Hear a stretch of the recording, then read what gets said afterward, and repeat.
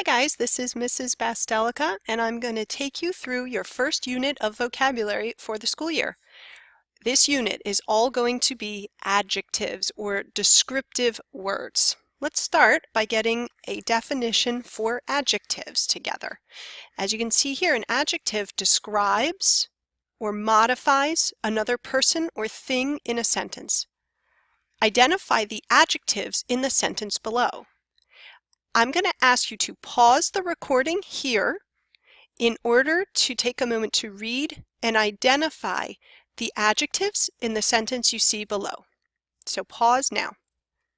All right, hopefully after pausing and reading that sentence closely, you saw the adjectives in that sentence, including clear and sunny, which are of course describing the morning, as well as the fresh, warmth, and the profusely blossoming flowers.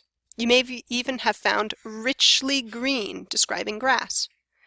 All of those words that we just found are adjectives or adverbs because they're descriptive words.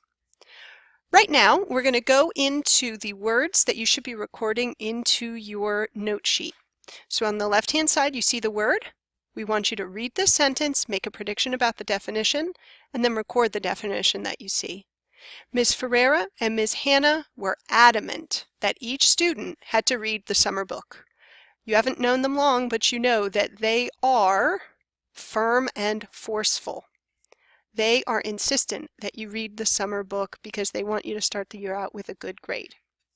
As you know, this is an adjective describing the people, Ms. Ferreira and Ms. Hannah. All right, moving right along. Amiable. If you dress up as Mickey Mouse at Disney World, you should be an amiable person, willing to hug and wave to everyone. As you can imagine, working at Disney World requires you to be friendly or good-natured.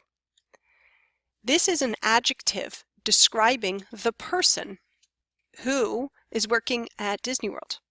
You have to be friendly or good-natured because you meet a lot of people who want to hug and wave to you. Next, irate. Take a look at this bridezilla. On the show Bridezillas, the bride-to-be will usually become irate when things aren't going her way. She looks pretty angry. So of course this is an adjective describing the bride-to-be, the woman. It's a descriptive word, so it's an adjective, and it means extremely angry. Next, subsequent. Subsequent. The first time the woman was on an airplane, she was terrified, but subsequent flights helped to ease her fear. In this case, subsequent isn't describing the person, okay? So it doesn't mean terrified. In this case, subsequent is describing the flight. So there's the first time, and then there's the subsequent time. As you probably guessed, subsequent means following, in time or order, next or later.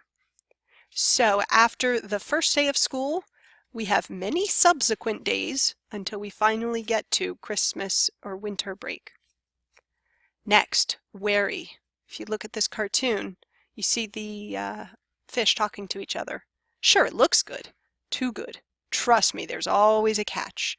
These fish are wary. You should also be wary of salespeople with deals that sound too good to be true. As you probably guessed, wary means cautious or on guard. In this case, wary is describing the you in this sentence. Moving along, adjacent. If you know the local fast food restaurants, you know that McDonald's is adjacent to Taco Bell here in Blackwood. If you're like me and Ms. Ferrer and Ms. Hannah, you like to go get some snacks after school. So you know that they are right next to, right near. So in this case, adjacent is an adjective describing McDonald's. It means it's right next to Taco Bell. Next, obsolete. Soon, CD players will be completely obsolete. I don't know about you, but I listen to music through MP3s on my phone, or sometimes I just listen to music straight from YouTube. So I don't need my CD player anymore. That means it's extinct, unnecessary. In this case, obsolete is describing CD players. Next, tangible. Murder trials need tangible evidence, like a murder weapon or a body. In order to convict someone of a murder, you need to make sure that you have real evidence, solid evidence, evidence that you can touch or see, such as the murder weapon or the body. So, tangible means solid, able to be touched, something that you can really see, not something that's just an idea. In this case, tangible is describing evidence. Next, you guys probably recognize that guy. He's trying to run for president. When a man's hair becomes sparse, take a look at that, he may try to hide it with a comb over. As you know, that's Mr. Donald Trump. He is running for president this year, and he has sparse hair, or distributed very thinly. Of course, this is an adjective, sparse, and it's describing his hair. So sparse means distributed very thinly. Next, succinct. Notice that's not succinct, okay? It's succinct. When you have a lot to say, it's difficult to be succinct. So if you have a lot to say, you probably keep on going too long, just like me on this presentation. Succinct means expressed in a few words or to the point. Here it's an adjective describing the person, the you in this sentence. So succinct means short and to the point. Commercials are usually succinct.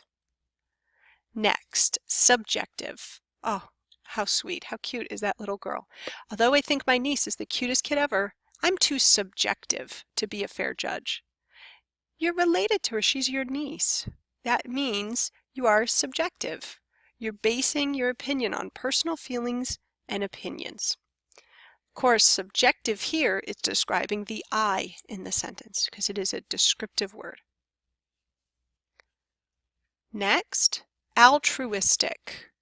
We've got Brad Pitt here and his wife Angelina Jolie. You may know that they've done a lot of work to try to help rebuild houses in New Orleans. They've done a lot of charity work in their lives. So Brad Pitt and Angelina Jolie are thought of as altruistic when it comes to their charity work. You could describe them as unselfish. They don't think about themselves or thinking about other people and improving the lives of other people. So altruistic is a descriptive word describing Brad Pitt and Angelina Jolie. So it's an adjective. Next, arbitrary. The umpire's calls at the plate seem to be arbitrary and unfair. If you've watched any sort of sports game or watched any competition television show, you know that the judges or the umpires are often arbitrary. That means determined by personal judgment, based on an impulse, not on reasoning, not on what they think or the evidence, but based on their personal judgment. So, take a look at this sentence. Who is arbitrary describing? The umpire. Moving right along. Oh, sorry. That's the end. This is what we need you to do with your notes now. Once you've recorded all the definitions, go back and we want you to think up an antonym. Put that in the column, the second to last column, and then you're going to come up with a mental model. That's an image, a picture. Okay, so as you can see, you should have written the definition here.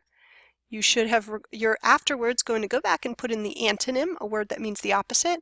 Then you're going to put in a mental model, okay? That's a picture that reminds you of the meaning of the word. And then when you're all done, you're going to write, as it says here, a descriptive paragraph using 10 of the 13 vocabulary words. It can be about anything, but please make sure you stick to one topic so it's easier to write your paragraph. This is due by Friday, and if you need any help, you can see Ms. Ferreira, Ms. Hannah, or I on our available days during tartan time.